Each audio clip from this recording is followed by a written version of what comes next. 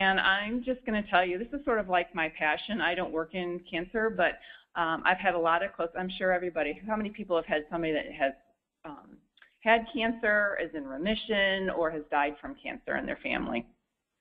Yeah, it hits about everybody, you know, so you know that. And it's hit me. That's what my mom died from, and a close cousin of mine. And a lot of it had to do with getting their screenings when they should have. And so that's sort of my passion, is going out and trying to educate the public on how to and when to get your screenings and who you should go see. So this is a little bit about cancer in general. I know there's a handout. Hopefully everybody got it. If you didn't, they're out there on the table. And then there's also screening tip cards that goes to the decade. So you just pick your decade and it tells you what screenings you should have when for that. So we're going to go ahead and get started. This is very informal. I feel like I should have just put the ropes up and put you all in the middle here. But if you have any questions, any comments, you know, feel free to stop me. I've got to stand right here so they can hear me over the phone, and it's being recorded. So we're going to go ahead and get started. And it is official that the researchers can't agree on, they can agree on one thing, and that cancer is confusing. I know years ago the treatment's a lot different than what it is now. The research out there is amazing. I know you probably heard with the prostate cancer, you know, you shouldn't get tested, you should get tested, and I'll go in a little bit more about that later on with that. But I just heard a doctor from WashU talk about it. Prostate cancer is not prostate cancer, so you don't treat every prostate cancer the same. There's one slide, he had 7 different mutations on prostate cancer. And so the treatment for one of them might not absolutely work on the other one. So if your dad has prostate cancer and your uncle has prostate cancer, it doesn't necessarily mean they have the same, and the treatment might be different. So that's something that they're finding out more of. You've heard about in breast cancer and the BRCA testing and all that. That's all part of this whole thing. The more research they can do, the better it is for the treatments that, options that come up. So it is confusing. There's, and I know a lot of you all go online to get the information. You know, there's been, as I say, estimated 113 million Americans go online to get cancer information, and some of it is accurate and some of it's not so good, some of the treatments that they do. So really, when you go online to learn more about it, you want to make sure it's a website that has evidence-based or best practices on there with that. So today we're going to get some of the facts straight, what we know for sure about prevention, medical terms, the abridged history of the disease, the way cancer works, cancer hotspots around the world, and the 12 most common cancers, and we're trying to try and demystify some of that, and then why there is reason for hope in the future for cancer there. So according to the scientists, this is what they say. It's a term used for diseases in which abnormal cells divide without control and are able to invade other tissues. Cancer cells can spread from other parts of the body through the blood and the lymph system. There are more than 100 different types of cancers. Some say, as I told you earlier, there are as many cancers there are people that have it, because everybody is different. And that's why the treatment works on some people and might not work on others. So again, it's that research that's going on that's going to help that.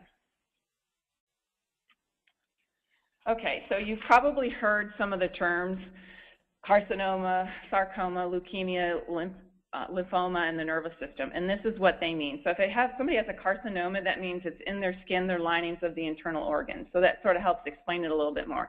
A sarcoma is the bone, cartilage, fat, muscle, and blood vessels. Leukemia, blood-forming tissues. And lymphoma is the immune system, and the nervous system would be your brain and spinal cord. So that just sort of simplifies it a little bit for you so you can understand. Now, if somebody says they have a carcinoma, it's mostly like the skin or the internal organs. All right. So cancer is not a new thing. It's been around since 3000 BC, and an Egyptian physician found it, and documented cancer on papyrus, which is their writing material back then. They're also, when they've gone into the pyramids and found mummies, they found cancer cases of tumors and ulcers in the breast. They also found osteosarcoma in some mummies. So you think it might be a new disease, but it actually happened way back in BC. Then the theories about cancer is in the 18th century, they thought it spread by parasites. And then in the 1920s, they blamed it on injuries and bodily harm and bodily trauma. But the turning point happened in the 1950s when they discovered DNA. The scientists soon learned how cancer manipulates the DNA and changes the cancer or body cells into cancer. And so that's how they found that out. And that's how some of the treatment has gone on from there, is because they found out the DNA and the manipulation of that. And the first cancer screening test was a pap smear, followed by the mammography in the 1960s. So that's been around for a while. Okay, so how does cancer work?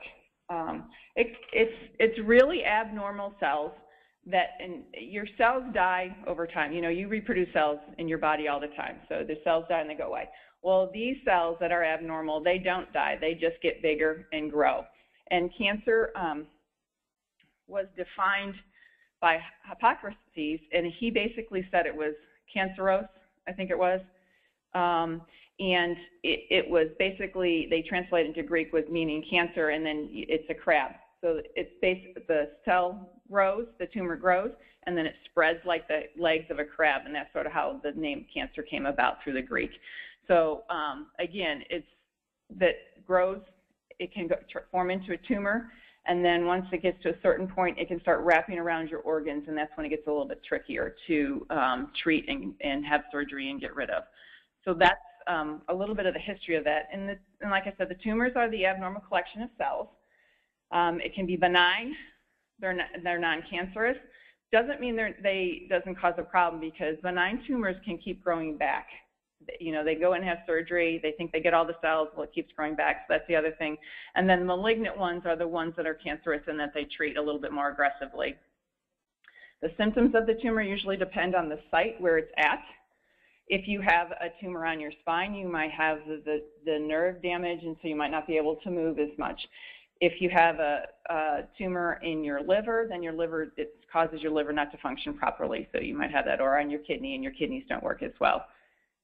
So that's why, you know, there's no, except, you know, I have a high fever and I'm shortness of breath and I have pain in my side, doesn't necessarily just say that you have cancer. You know, it could be a lot of other things. So the symptoms are always different. So, and skin cancer is the most visible. You know, obviously you can see that. Has anybody had skin cancer in here? Because that's the most common cancer. Anybody ever had to have that taken off? Okay. And I'll go over a little bit more about prevention on that. And then pancreatic cancer has the fewest symptoms. It's the hardest to catch, and it's one of the deadliest, because by the time they catch the symptoms, it's almost too late. All right, so as of 2010, the United States was ranked 7th in number of cancer diagnoses. Denmark had the most. Americans have 9 times more cancer than people in Asia, and cancer diagnosis in other countries may increase by 50% in the next 10 years. And that really goes with the testing and the research they did, because they're getting better at it. They're getting better at diagnosing thyroid cancer. They know the symptoms a little bit better now, so they're really looking for that. So that's all part of this. Okay. In 2014, 16.6 million Americans have been diagnosed with cancer, and as of 14, you know, 500,000 have died from cancer. So it's pretty prevalent in the United States, obviously. And these are the cancers that they're saying that are on the rise here. So thyroid, liver, skin, kidney, breast, and uterus.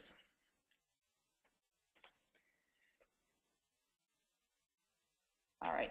So then we're going to go into the risk factors by ethnicity. African American males have the highest rate overall, and they're more likely to develop and die from cancer than any other ethnic group. The death rate for cancer among African American men is 37% higher than among white. They're not sure why that is. There's some question about whether it's because they don't go in and get it checked out soon enough, or if it's some cells that they have in their body and it's a genetic thing. They're not quite sure which is which.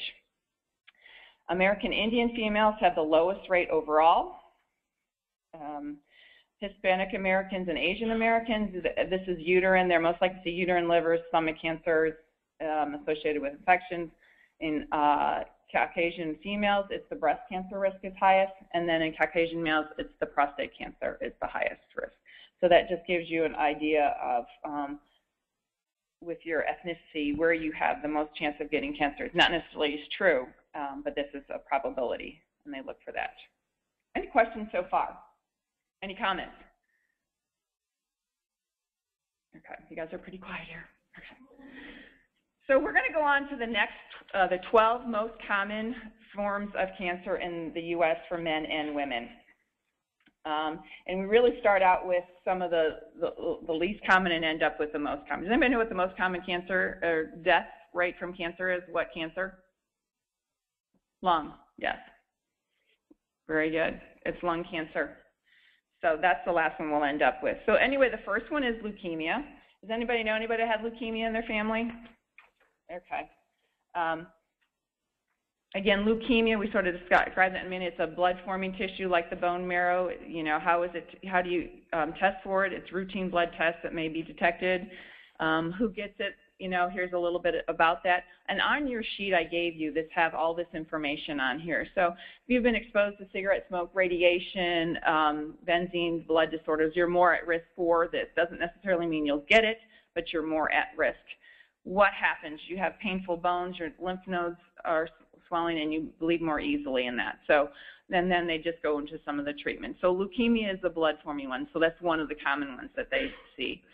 The next one is pancreatic cancer. How about that? Anybody have anybody die from pancreatic cancer? My aunt did, and it was very short. She was diagnosed in October, and she passed away in February. So it's a very quick once they find it, and I've heard that around.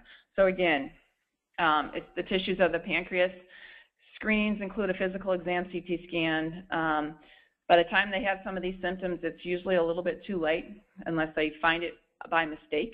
If they're doing a CT scan and they are looking for something and they see the tumor on the pancreas, so that would be the only way they would catch it early. That's a lot of times. And it only being cured if found early. Otherwise, you're just doing measures to keep them comfortable going forward. So the next one is endometrial cancer. It's the lining of the uterus that's affected. Your doctor can, that's why pelvic exams are important. Not necessarily you have to have a pap smear, but you need the pelvic exam, the ultrasound, if you're having any of the experience of vaginal bleeding, spotting, discharge. Especially if you've gone through menopause and you start having vaginal bleeding, you really need to get that checked out because that's a sign of something's not right if you've gone through menopause. And then the treatment goes on after that. You can see that. So I'm not going to run through these because, like I said, they're all on your sheet there.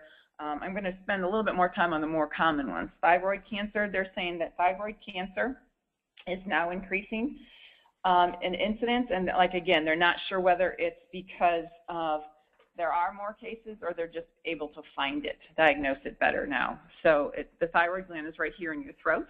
And so when you go in and get your physical, sometimes the doctors say swallow. And that's what they're trying to do, see if there's any nodules on there.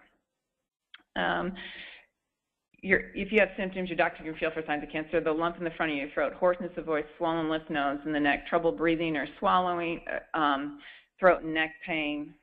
I know a lot of people have hypothyroidism or hyperthyroidism, and they're on pills for that. So there's a lot of that. And then who is it? Women over the age of 45, those exposed to radiation, goiters, or iodine deficiency, and then there's the treatment for that. So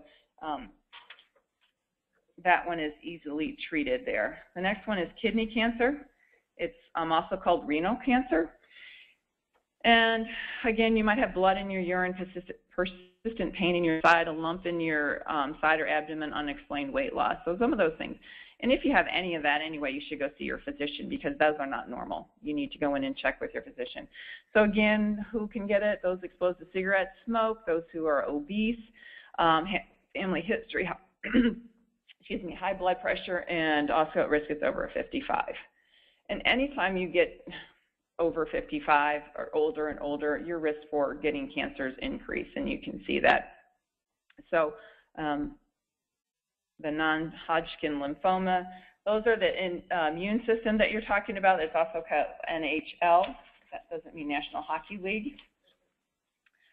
Your doctor can assess for swollen lymph nodes. Again, what you might see is swollen and painless lymph nodes in the neck, armpits, groins, unexplained weight loss, soaking night sweats. You get that with menopause, but so you don't know. So look at these other symptoms: chest pain, feeling fullness in the abdomen. And again, who gets it? And then it goes into the treatment there. So number 6, okay. This is melanoma, and skin cancer is one of the most common skin cancers. Everybody usually gets it sometime in their life, especially if you had had a sunburn or were a sun worshiper in your teens. Because what happens is your skin cells get damaged by the sun, and if you got sunburned then, it starts showing up later after your 40s and 50s. So that's why the recommendation is you get your overall body checked by a dermatologist in your 40s. If you got badly burned multiple times when you were a kid, you definitely need to go see it. So it's not just the melanomas, the moles that might change. It's also, you can get basal cell and squamous cell, and those are red scaly things or white scaly things on your arm or leg or face that just don't go away. No matter what you put on it, lotions, hydrocortisone cream, 2 weeks later they're still there. That's time to get it checked by a dermatologist, because those are the ones that can go in deeper, and it's easier again. Always, as always, if you catch it sooner, it's easier to treat, and they don't have to do the Mohs procedure on you. Does anybody know what the Mohs procedure is? So basically, you have a plastic surgeon come in and do layer by layer until they find the skin that doesn't have any cancer in it. So they take off a layer of skin, they look under the microscope. If it's got cancer cells in it, they go down another layer. And so it's a tedious procedure. So if you can catch it just at the first layer, it's much better for you and the treatment also. So any questions about that? So really the recommendation for that is see your dermatologist, or get a dermatologist after the age 40, especially if you've had those risk factors. If you're blonde and blue-eyed or red and fair-skinned, that's another risk factor. It's just the way it is. And then right now you want to use a hat, sunscreen, lip, clothing, anything that protects you from the sun. They recommend not to go out in the sun between 10 and 4, but you know how that is. That's not possible. So just protect yourself. And then if you see any moles or anything that look suspicious, is get them checked out as soon as possible. They had the A, B, C, D, E type of thing, and it's A. Do they have it up there? No. A is the B is the border. A is the assessment of it. The C is how it's looked, the color of it, and D is if it's different shaped, you know. So, and E is the evolving, if it's evolved, if it's gotten bigger, and that's something that you can check there also. Does anybody ever watch House? I love this story. Did you watch House? It was a show. The doctor would always be called in.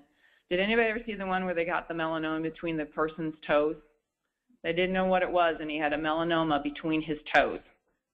Yeah, and that's really common because they find them in your scalp. They find it everywhere. So that's why it's important to have a dermatology to check over your whole body. And House it was a medical doctor who they always called in when they didn't know what was the diagnosis. And they were based on real stories. So this really probably did happen, you know. So just be aware of that. Okay. The next one is bladder cancer. So obviously it involves the bladder. What they look at then is if you have blood in your urine, frequent urination, pain, or difficulty when trying to urinate. Those who are more at risk are men over 70 and have a family history of it or exposed to tobacco. Tobacco and hazardous chemicals do a lot of damage to your body cells, and it just depends on where it manifests. It could be in your bladder, it could be in your lungs, it could be wherever. So you just have to be aware of that. All right. Colorectal cancer is another one that sort of hits home with me. I've had 3 close people in my life die from it in their early 60s, and I know 2 of them didn't get the screenings that they needed to. to have done. And this is it's not a pleasant screening, but once you get done through the prep, it's easy. Okay, so the recommendations right now is over 50. If you have not had a colonoscopy, I highly recommend that you get a colonoscopy done. It's a cancer that if they catch easy or before it turns into polyps, they could be precancerous or they could be cancerous. If they catch it early, again, the treatment is so much easier. So it's not a fun prep, but it is a good test to have done if you're over 50. Now that changes if you have a family history of colon cancer. They might do it when you're 45, depending on who had it and when they had it. So it's just something to be aware of that, get it done. It's just simple. And then sometimes it's every 5 years after that if they find a polyp, and if they don't, it's 10 years. So you're good for 10 years, okay? So it was just, it's like I said, the prep's the worst part. Once that's done, you're good to go. Okay, then everybody hears about breast cancer, and breast cancer now, I think the Coleman Run is the first weekend in June. So they're aware of that. They get a lot of research on that. And they've done a lot of good things with that, so that not everybody, it used to be everybody had chemo and radiation and they treated everybody the same. Well, they now know that there's estrogen absorbing ones and there's different type of cells, and so you might only have to have radiation, or you might have to have a double mastectomy and all that. And now they even have the gene testing where you can go and see if you have the gene. Angelina Jolie, she was out there with that. She decided to have the double mastectomy before she got the cancer because her genetic makeup told her she was at high risk and she didn't want to have to deal with it. So that's, something that you can do. But these are over 40, they recommend a mammogram for everybody. Again, if your sibling or your mother was diagnosed or your grandmother with cancer at the age of 40, they might recommend it at 35. It just depends on your family history. And it does run in families. My husband's aunt died from it in her 30s, and his mother died from it when she was 56. She had the radiation. She went through the treatment. She was about at 5 years, but it had metastasized. So even though they had, and it was back in early 90s. So it's just something that you need to be aware of, and just get your mammogram done if you're over 40. They recommend for women under that is that you do the self-breast exam, and that's really important too, because if you can catch something early, again, I can't reiterate this enough, if you catch it early, it's so much easier to treat. Okay, prostate cancer. It's in the prostate, men over 65, they recommend, actually saying that's the people who most often get it, family history, those of African American descent, and those who have a BRCA1 and 2 gene. So again, there can be testing there. But it's confused. How many men have had a prostate test done? Blood test, the PSA and a digital? Okay. And what's your doctor said to you? And I know it's like come back in 2 years, get it tested every year.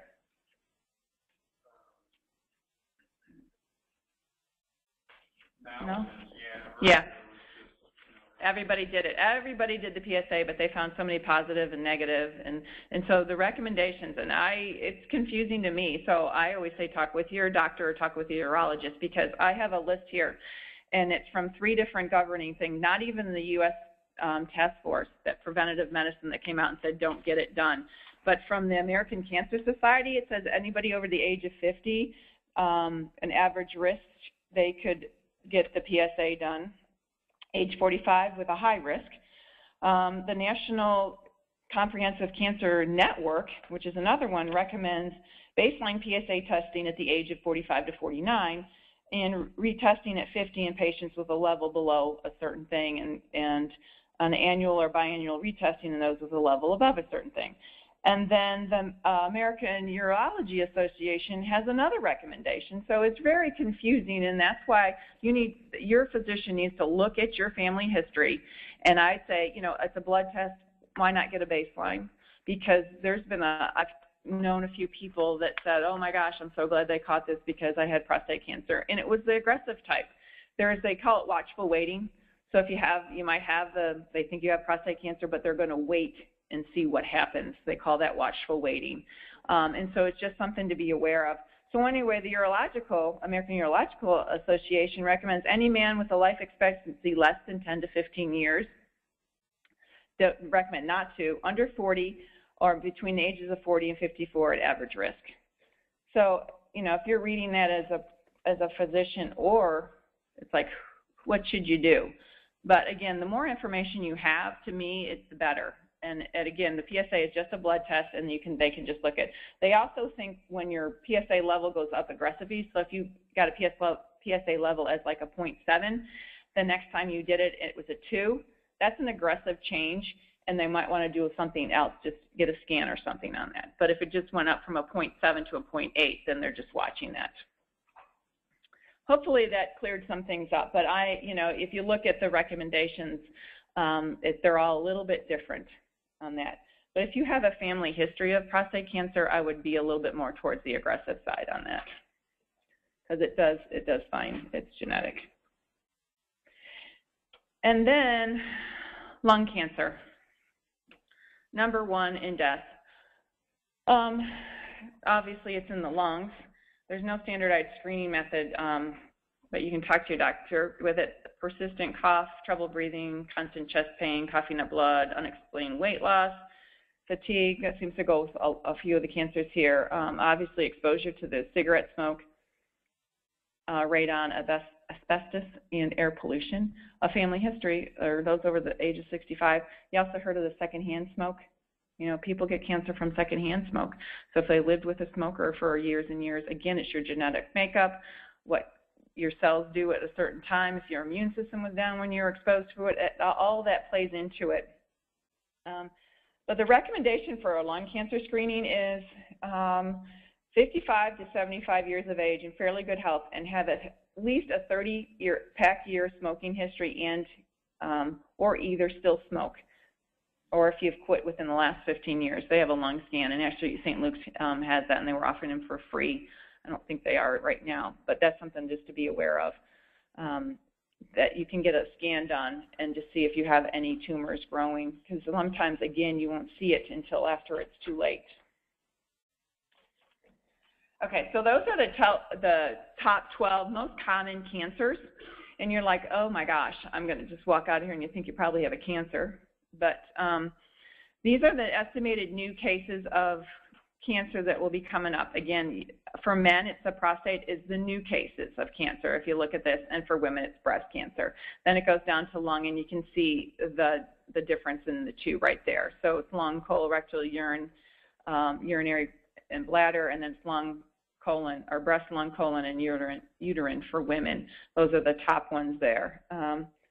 But estimated deaths from cancer, as you can see, it's lung and prostate for men, but look at the jump between lung and prostate, the percentage. That's a pretty big percentage there. And then for women, it's lung and breast. So you can't help secondhand smoke, but if you're a smoker, that's the best thing you can do right now. The smoking has an effect on your cells that changes them, and so that makes them more susceptible to any kind of chemicals or radon or that, and can change them into abnormal. And so that's why it's important to, you know, if you are a smoker, really try and stop smoking. Not only that, but it also has a risk on heart disease and high blood pressure and all that. Any questions about this? And this has been normal, that lung cancer has been the top death, cancer death for a couple of years. Yes?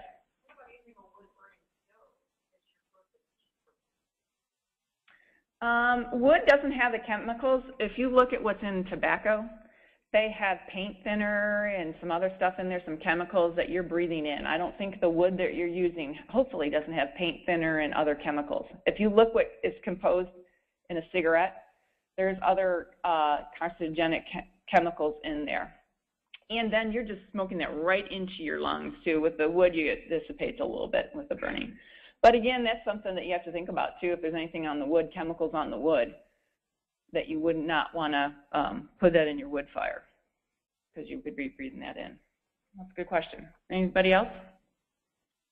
Okay. Yeah.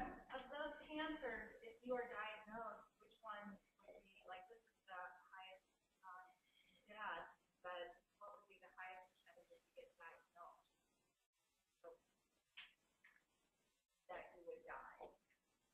Oh, if you got diagnosed with like pancreatic cancer, it's pretty high. That pancreatic cancer is pretty high if you get diagnosed with it because, again, it's the later you get diagnosed with it. Has anybody heard of the stages? I think I forgot to mention this, and I apologize.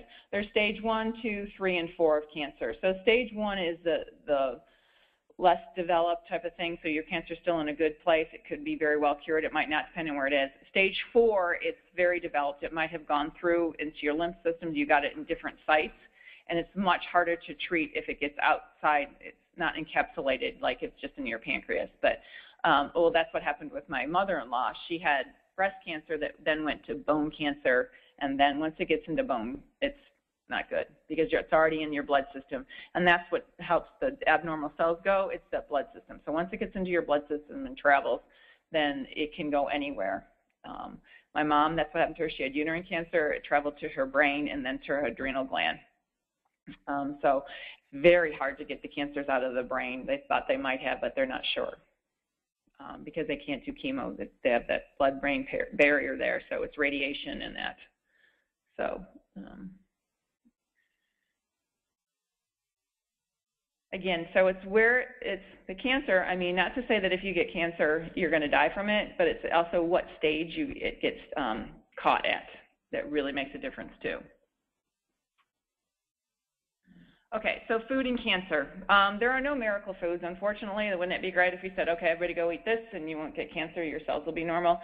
They even said here that antioxidants have a potential to cause cancer because if you eat those in excess, they can make changes in your cells too. And so again, it's anything in excess is going to cause cancer. You know, drinking alcohol is another one that's something you have to be very careful with because it does change your cell, your immune system too. So the recommendations really are eating more plants and animal products, especially red and processed meats. And in processed meats, you get some chemicals in there, and I can't even pronounce some of them, and I won't even try. And so, you know, those are the chemicals that go in your body, and what do they do with them? Well, they either get them out as waste or they might change the cell development in there. So that's really the big thing. The less processed your food, the better. So the more natural you can get it. If you look at a package and you see there's, 15 ingredients on 10 of them, you don't even know what they are, or you can't say them, then that's probably a very highly processed food. There's a lot of chemicals in there. So just be aware of that they can change your cellular makeup. The recommendation is to eat at least 2.5 cups of fruits or vegetables each day. Choose whole grains instead of the refined grain products. Again, the more fiber in the diet, the better, if you can handle it, because if you have Crohn's or something else, it might not be as good. But they find that it helps with colon cancer. The higher the fiber you have in your diet, it helps keep colon cancer away. It's one of the things you want to do if you can. And then the white sugars and the white flours have no nutritional value. So not only does it help with cancer prevention, it also helps with heart disease prevention and diabetes prevention. So if you can eat the less refined foods. So I know you have to give up your donuts and your cookies and everything in moderation. If you have a birthday party, that's fine. Have a piece of cake. Just don't have a piece of cake every day. That's the recommendation. And then choose food and beverages that will help you maintain a healthy weight, because that's the other thing that they recommend. I went to a speaker and he was talking about breast cancer, and I didn't really want to agree with this, but he said that if you can maintain your weight, and he also put alcohol in there. If you didn't drink no alcohol, then your chances of getting breast cancer really go down. I didn't like that. I need a little alcohol sometimes. But again, it's 1 glass a day for women and 2 glasses a day for men of wine, and then it's 1 beer and 2 beers for men. So, but that's what the research is finding, that if you can maintain a healthy weight and get rid of the alcohol, it helps decrease your chance of getting breast cancer. Any questions on food in that? Okay. The other thing that's really important is physical activity. At least 150 minutes of moderate intense each week. Limits your sedentary behavior. And I know that's really hard, especially if you have to answer the phones all day. But they're saying now that sitting for 8 hours a day at your desk is the new smoking problem. Okay? So they're absolutely doing research on there, and that's the new smoking, cancer of our lifetime, because you can sit and do everything. You technically don't have to get up. I mean, you got your cell phone with you. You don't even have to get up and answer the phone. You got a remote now. You don't have to get up and turn the TV. You can go out in your car and get money and groceries and your dry cleaning. You can get your groceries sent to you, actually. You don't even have to get out of your car. So the sedentary behavior, we might think it may be helping us, but actually it's not. They have, Garmin makes this, have you heard of the Fitbit? And all the, well, Garmin makes one now that if you wear it, every hour it sort of dings or does something so it reminds you to get up and move. And you don't have to get up and move around. You just have to get up and maybe do some stretches, at your desk or stand in place or whatever. It's just reminding you that you need to get up and move. And I thought that was pretty cool. That was a good idea. Everybody needs that reminder some days. And it really is the physical activity above and the usual activities that you do. So you might have a very active job or you might not. Nursing, they're on their feet all day. That's what we hear all the time. I'm on my feet all day. I'm moving all the time. Well, that's great, but it's not really getting your heart rate up. And it doesn't really probably, that weight thing too. You need to lift weights because as you get older, I'm sure everybody knows, your muscle tone sort of just goes. And so until you keep that up, that's what you need to do. So and they're finding that physical activity is really important. If you had to, I've read some research now, and I'm glad the dietitian isn't here or she'd kill me. She said if there's one thing that you could do, it would be to be more active. And that's what the research is saying, because that's helping a lot of benefits with the sleep and that. And then look at your diet. So it's just something to think about is how you can be more active. I tell you, a Fitbit really helps, or an activity tracker. It really does. So again, the alcohol and cancer. All alcoholic beverages contain ethanol, and that's a carcinogen, and the effect is amplified by smoking. So that's why you have that more. If you're a smoker and you drink, then it does affect your cells. Actually, smoking and alcohol decreases your immune system's ability to fight off whatever it is, viruses, bacteria, cells changing. So the recommendations, I told you this earlier, 1 drink for women and 2 drinks for men, or a glass of wine. And you can't store it up either. You can't say, I didn't drink all week, so I'm going to have this on the weekend. I asked that question, and they said, no, that doesn't work. So just be aware. And then these are the environment and cancer. So your known carcinogens, your tobacco, the HPV virus, estrogen therapy, asbestos, and formaldehyde, and cyclosporin A. And then anabolic steroids. These are probable carcinogens. You've heard that, high cooking temperatures. You shouldn't fry your burgers and that. Tanning beds and sun lamps. Don't get a dermatologist on that. Those are the worst. They actually do more damage to your skin than the actual sun. So that's not good. Disruption of your sleep. If you don't get enough sleep, besides being cranky and not being able to focus, your immune system is not rested and can't function as well. So you're more apt to get sick and pick up diseases. I know that for a fact. It always seems like my husband, when he's not sleeping well, then he's always getting a virus or something. So just think about that. What's the recommendation? How many hours of sleep you should get a night? How many hours do you wish you could get a night? 12. That would be good. 7 to 8 for adults, yeah. So 7 to 8, and you can't go more than actually. I listened to one of our sleep experts, and she said, one night you can go with 4 or 5 hours. The next day, it's not good. And you probably all know that, especially if you have young kids. If they're sick and you're up 2 nights in a row, the next day you are just not worth anything. So it's really important to try and get some sleep in there. She also said she works with kids, is you should never have them go over to 2 sleepovers in a row because they never get enough sleep, and you'll pay for it for 3 or 4 days after that. I wish she had told me that when I had my kids younger. But so sleep is really important, then the antibacterial and some talc and mineral oils. And again, it's what is in those is what they're saying there with that. So screenings. Half of all men and 1/3 of all women in the United States will develop cancer during their lifetimes. It's very important to get screened. Screening is for the population that are at average risk for developing cancer. So on those sheets that I gave you, you might have picked them out. Those are for the average people So this is what they say. So again, it depends on your family history. If you have a huge family history of ovarian cancer, then it changes the game. You need to get that checked out. I know actually one of my friends, her mom died, and you probably heard this too, from ovarian cancer. And when she was going in to have other work done in her abdomen, she said, take them out. I don't want them. I don't have to deal with it, because her mom died really young also. So that's one way she got rid of her risks, is that they were already going in. So just think about that. Depending on what your family history is, it changes when you should have your screenings. If an individual has an additional risk of developing a particular cancer screening, then like I said, they might alter the recommendations. You want to talk to your physicians about it. Be informed. Know what screenings you should have and when. So you can go into your physician and say, I'm 55 and I haven't had a colonoscopy. I think I need one. Okay, so they can order it for you. And with the Affordable Care Act now, that's all part of, your preventative screening for that.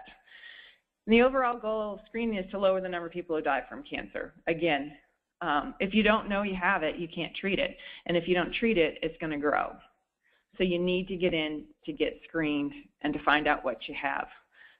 I just was talking to somebody yesterday, and this is just about her knee, and I said, well, you need to go see a doctor. She goes, well, then I'll find out what's wrong.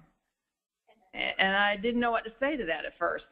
And I said, well, you can't treat it until you know what's wrong, so you've got to go see a doctor. And I had a little argument with her, and I was like, but you want it to get better. I mean, it just went on and on. So again, that's that mentality. If you don't know, I don't have to do anything.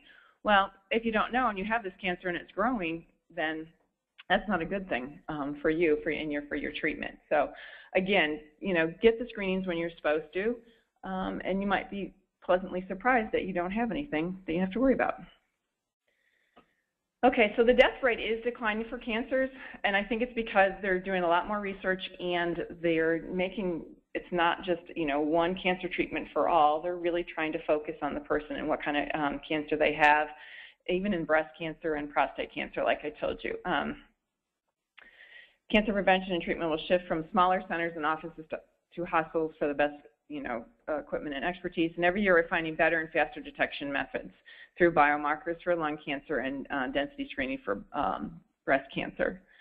So again, they're getting better diagnostics. They're finding it sooner. We're trying to get people in to get the screenings. With the Affordable Care Act, they're trying to make it affordable for you to get the screenings. You don't have to pay anything, so that we can find it sooner and then treat it. This is from John Diamond. Cancer is not it's a word, not a sentence.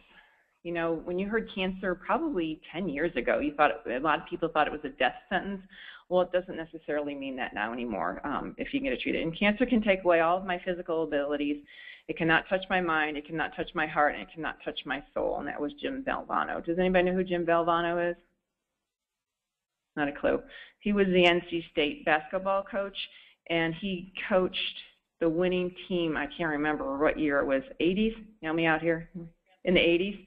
An upset win over the team that was supposed to, the Cardiac Kids, I think they called them, didn't they? So, and he died from cancer. I should add that.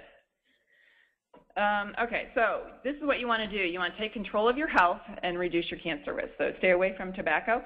And is anybody smoking here? I'm going to put you on the spot. You're a smoker? Okay. The best thing that ever happened to me is when they made some of the restaurants around town non-smoking, because I actually get sort of like asthmatic when I get into a lot of smoke. So that's been really a nice benefit for me. So again, you want to stay away from any tobacco products. Even secondhand can hurt you. Who was it? Christopher Reeve's wife died from secondhand smoke. She wasn't a smoker. And that was they were trying to figure out why, and it was from secondhand smoke. Get to and stay at a healthy weight. We talked about get moving it with regular exercise.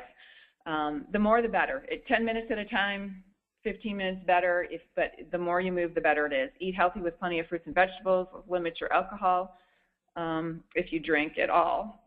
Protect your skin. We talked about that. And know yourself and your family history, which is huge, and your risk factors, and have regular checkups and cancer screening tests. You probably heard that enough, so I'm not going to go on with that. So if you really want more information on certain cancers, these are these websites that are actually pretty good, and they'll give you good information from them. So I don't have that sheet that I think this is being taped or something. so she can get this out. But so these are the ones that you can go on and look at and get correct information and treatment in that. Okay, I think that's it. Anybody else have any questions, comments, thoughts? Is everybody awake?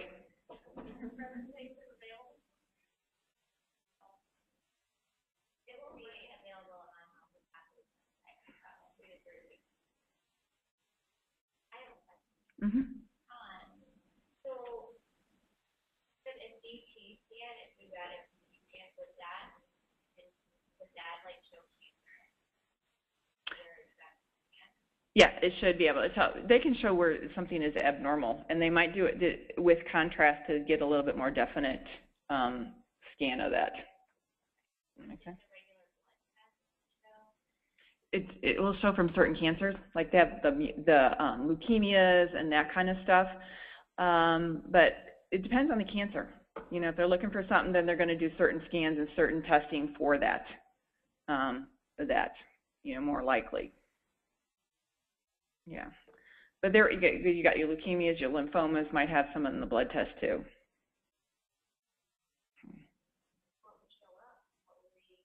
Your white counts will be different in the leukemias. You know, a blood test is a good start, and then they got to find out where it is from there, and then they do more testing on that. And I don't know. Hold on a second. Sorry. I have some of my coworkers calling me. I'll just ignore it. Okay, somebody else had a question over here.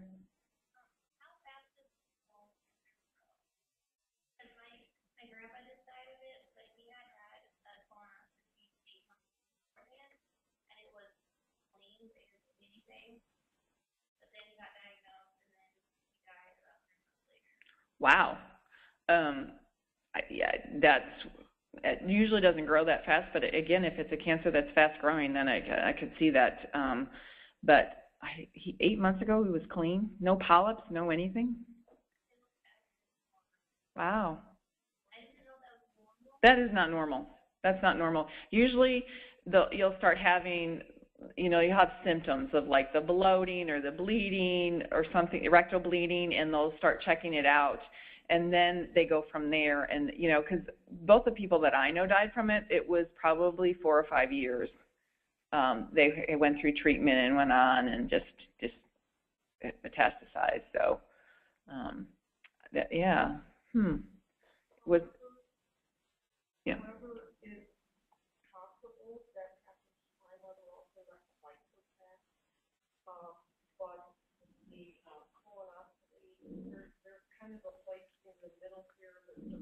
This could be doesn't reach, so they need to go.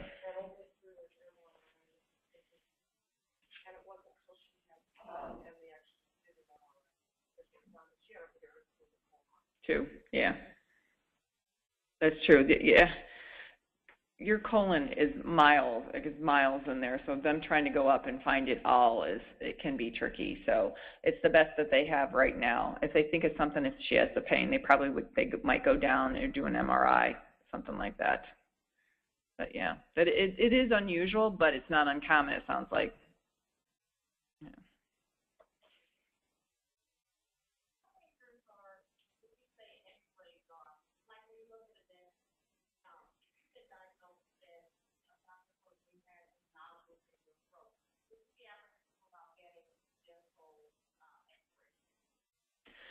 Those type of x-rays don't have as much as like an MRI or a CT scan. I'd have to think twice about the CT scan or an MRI if you had the nodule, if you're doing that, and ask them, you know.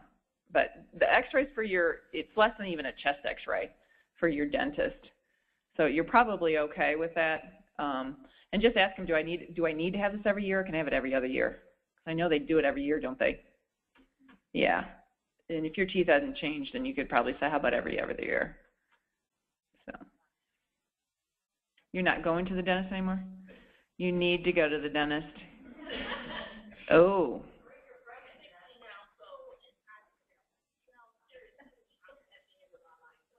At 60? Wow. I hope I have a few more years and they're good when I'm 60. But, you know, actually they're finding that if you don't keep your dental health up, then you risk for heart disease. You can get heart problems from it. Seriously, I'm serious. So you can say, I don't want x-rays, but you need to have them cleaned and looked at, your teeth at least. That is one of the things that they really promote, is saying that if you don't go to the dentist and get your teeth cleaned, then you have a higher risk for heart problems, because that bacteria goes right down into your heart and that type of thing. It's just opening it up for it. So just rethink that. That's all I'm saying. Yeah. Heard that the possible reason that thyroid cancers were up is because there's less iodine salt. That was one of the things they said too. Yeah, they did say that, iodized salt and that, but they're also thinking that they might be because they're diagnosing more too. They're catching it earlier. There's better diagnostics. So again, it's hard to tell. It's really hard to tell what it is. So, and it's over time too, you know. That I don't know. They didn't say that. This was from the statistic, and they just said that might be. It's a smaller place too. I wonder if you've taken like Rhode Island and see what their cancer rate is compared to the U.S. So, and they might have the health. I don't know what their healthcare system is, but it might be more towards the preventative type of stuff. So you're right. They're catching more of the cancers. It'll be interesting to see what their death rate is from it. I should check that out. Okay. Well, I thank you all for coming and listening to me. Hopefully you gained some knowledge. And don't forget to get your screenings and your teeth checked.